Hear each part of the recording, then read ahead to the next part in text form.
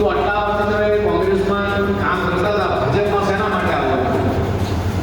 એટલે કે અમારી પાર્ટી પાસે રહેલા નથી ગયા અને ભારતીય જનતા પાર્ટી પાસે દેશના યશસ્વી પ્રધાનમંત્રી માનનીય મોદી સાહેબ છે કે મારે આ રાષ્ટ્રને ક્યાં લઈ જવું છે, મારા રાષ્ટ્રને ક્યાં લઈ જવું છે એવું વિઝન છે એમની પાસે.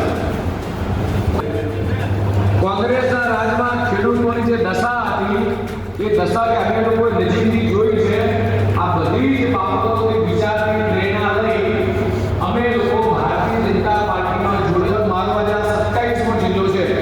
માત્ર 8 દિવસમાં 27 જિલ્લાનો પ્રવાસ કર્યો છે.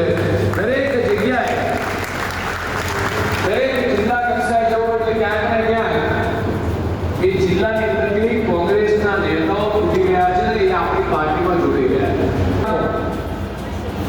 વિશ્વકર્મા યોજના, બીજી યોજના કોઈ પણ એક યોજના, વિધવા સહાય, ઉજ્જવલા યોજના, બીજી કોઈ યોજના આવાસ યોજના, જ્યારે ઘરના ઘર ના હોય એવા લોકોના આખા દેશની અંદર 4 કરોડ ઘર આપ્યા. ગુજરાતની અંદર 14 લાખ કરતા વધારે ઘરો. ભારતીય જનતા પાર્ટી ગુજરાત પ્રદેશના અમારા સન્માનીય અધ્યક્ષ જગદીશભાઈ વિશ્વકર્મા સાહેબના અધ્યક્ષસ્થાને આજે પાલનપુર મુકામે ભારતીય જનતા પાર્ટીના સમર્થનમાં વિજય સંકલ્પ સભાનો આ કાર્યક્રમ હતો.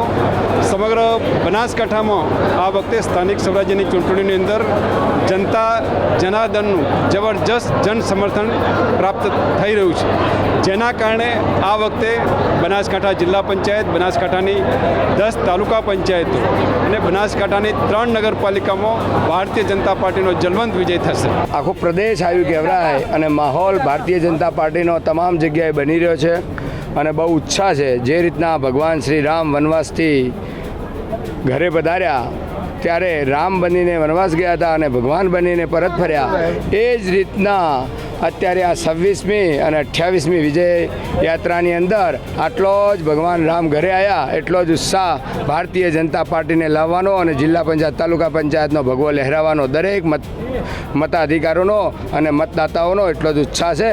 અને એના ઉત્સાહના ભાગરૂપે સાહેબ પણ અહીંથી ખુશ થઈ અને આશીર્વાદ લઈને ગયા છે કે આ જનતા બહુ જંગી મતોથી ભારતીય જનતા પાર્ટીનો ભગવો લહેરાવશે એવો વિશ્વાસ વ્યક્ત કરીને ગયા છે.